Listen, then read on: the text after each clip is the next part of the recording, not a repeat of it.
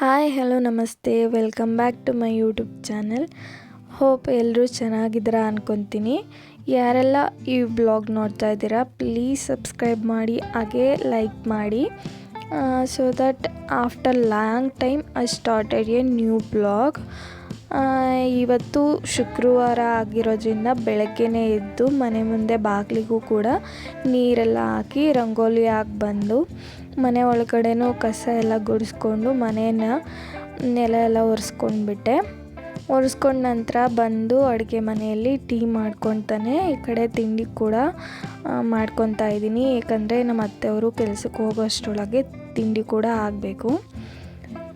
ಇವಾಗ ತಿಂಡಿಗೆ ಪೂರಿ ತಿಂಡಿ ಮಾಡ್ಕೊತಾ ಇದ್ದೀವಿ. ಪೂರಿ ತಿಂಡಿಗೆ ಮಾಮೂಲಿ ಎಲ್ಲರೂ ಮಾಡೋ ಹಾಗೇ ಒಗ್ಗರಣೆ ಹಾಕ್ಕೊಂಡು ಅದಾದ ನಂತರ ಕಾಯಿ ಪೂರಿ ಎಲ್ಲ ಕಲಿಸ್ಬಿಟ್ಟು ಎಲ್ಲ ಸೇರಿ ಒಗ್ಗರಣೆ ಮಾಡಿಕೊಡ್ತಾ ಇದ್ದೀನಿ. ಮಾಡ್ಕೊಂಡ ನಂತರ ಎಲ್ಲ ಬಿಸಿ ಆದ ನಂತರ ನಾನು ಇವತ್ತು ಹುಣಸೆಹಣ್ಣು ಹುಳಿ ಸೇರಿಸ್ಕೊತಾ ಇಲ್ಲ, ನಿಂಬೆಹಣ್ಣು ರಸನ ಸೇರಿಸ್ಕೊತಾ ಇದ್ದೆ. ನಿಂಬೆಹಣ್ಣು ರಸ ಲಾಸ್ಟಿಗೆ ಹಾಕಿ ಮತ್ತೆ ಇನ್ನೊಂದು 5 ನಿಮಿಷ ಬಿಸಿ ಮಾಡಿಕೊಂಡ್ರೆ ಪೂರಿ ತಿಂಡಿ ರೆಡಿ ಆಗುತ್ತೆ. ಪೂರಿ ತಿಂಡಿ ಎಲ್ಲ ಮಾಡಿಟ್ಬಿಟ್ಟು ಪಾತ್ರೆ ಎಲ್ಲ ಇತ್ತು, ಪಾತ್ರೆನೆಲ್ಲ ತೊಳ್ಕೊತಾ ಇದ್ದೆ. ನೋಡ್ತಾ ಇರ್ಬೋದು ನನ್ನ ಮಗಳು ಕೂಡ ನಾನು ಒಂದು ಕಡೆಯಿಂದ ಕ್ಲೀನ್ ಮಾಡ್ಕೊಬರೋದು, ಅವಳು ಎಲ್ಲ ಗಲೀಜು ಮಾಡ್ಕೊತಾ ಬರ್ತಾಯಿದ್ಲು.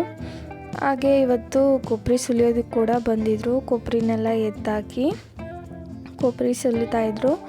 ಅವರೆಲ್ಲ ಕೊಬ್ಬರಿ ಎಲ್ಲ ಎತ್ತಾಕಿ ಬಂದು ಪಾಪು ಕೂಡ ಸ್ನಾನ ಮಾಡಿಸಿ ನಾನು ಕೂಡ ಸ್ನಾನ ಮಾಡಿ ಇವತ್ತು ಶುಕ್ರವಾರ ಆಗಿರೋದ್ರಿಂದ ಪೂಜೆ ಮಾಡಬೇಕು ಅಂತೇಳಿ ದೇವ್ರ ಪಾತ್ರೆನೆಲ್ಲ ತೊಳ್ಕೊತಾ ಇದ್ದೆ. ಟೈಮ್ ಬೇರೆ ಆಗೋಗಿತ್ತು, ಯಾಕಂದರೆ ಕೊಬ್ಬರಿನೆಲ್ಲ ಎತ್ತಾಕಿ ಬಂದು ಪಾಪಕ್ಕೆ ಕೂಡ ಸ್ನಾನ ಮಾಡಿಸಿ ಅವಳು ರೆಡಿ ಎಲ್ಲ ಆದಮೇಲೆ ಪೂಜೆ ಎಲ್ಲ ಮಾಡೋಕ್ಕೆ ನೀಟ್ ಮಾಡ್ಕೊತಾ ಇದ್ದೆ. ದೇವ್ರ ಮನೆ ಎಲ್ಲ ನೀಟ್ ಮಾಡಿಕೊಂಡು ನಮ್ಮ ಮನೆ ಹತ್ರನೇ ಇದ್ದ ಕನಕಾಂಬರ ಹೂವನ್ನ ಕಟ್ಟಿ ಮುಡಿಸಿ ದೇವರಿಗೆ ದೀಪ ಎಲ್ಲ ಹಚ್ಚಿ ಇವಾಗ ಪೂಜೆ ಮಾಡ್ಕೊಳ್ಳೋಣ ಅಂಥೇಳಿ ಮಾಡ್ಕೊತಾ ಇದ್ದೆ.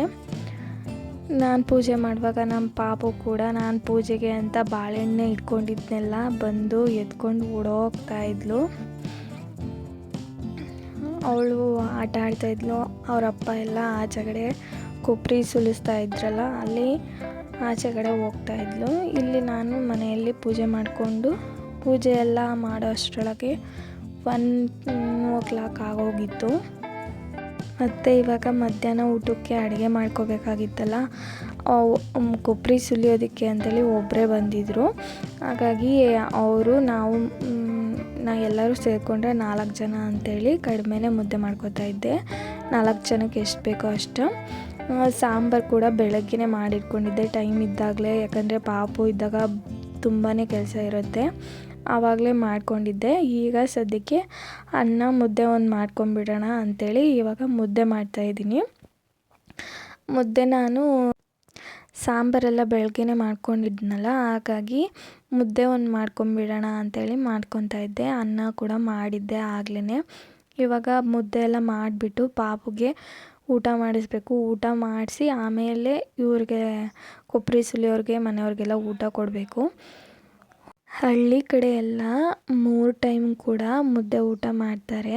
ಆದರೆ ನಾನಿವತ್ತು ಬೆಳಗ್ಗೆನೇ ಟಿಫನ್ ಮಾಡಿದ್ನಲ್ಲ, ಈಗ ಕೆಲಸ ಮಾಡ್ತಿರೋದ್ರಿಂದ ಮುದ್ದೆ ಊಟ ಕೊಟ್ಟರೆ ಹೊಟ್ಟೆ ತುಂಬ ಊಟ ಮಾಡ್ತಾರೆ ಅಂತ ಮುದ್ದೆ ಮಾಡಿದ್ದೀನಿ. 4 ಮುದ್ದೆ ಮಾಡಿದ್ದೀನಿ, ಅವ್ರಿಗೆಲ್ಲ ಊಟ ಕೊಡಬೇಕು.